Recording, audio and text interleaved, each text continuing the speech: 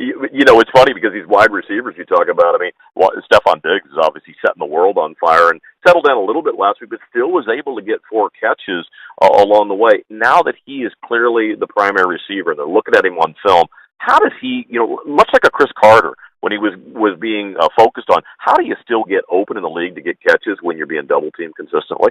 Well, you've got to be smart. You've got to know what you're seeing, what coverages you're getting. You got to be a good route runner. You don't necessarily have to be super fast. Chris Carter was never elite in speed. He was just smart, and he was quick, and he had really good hands. And so that's going to be the challenge for Diggs. The good news is for guys like Rudolph, Thielen. I mean, Charles Johnson has kind of disappeared. He's been a bit of the enigma this season. I mean, he couldn't get open.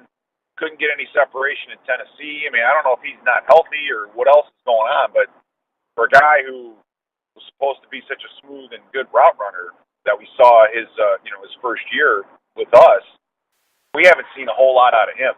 But that's kind of how this goes. If Diggs is starting to get more attention, then you got to start moving the ball elsewhere. Diggs will still get his chances. They can find and set up certain plays to feature him.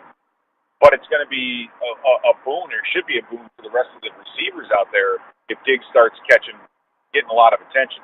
The other big thing is to have a route tree, multiple route tree, because if you get guys that can run certain routes real well, and that's kind of all they do, well, then the defenders will figure you out, and they'll know that you run goes and you're a dig guy, and the quickness. They narrow that route tree. And then they can better defend it because they know what they're not going to get, so they can guess every once in a while. So for Diggs, he's got to be able to run all the routes, route tree, all the different new passing routes that come up with week in and week out. And if he can do that, that goes back to being smart and knowing coverages and that sort of thing. He can do that, then he can sustain the production.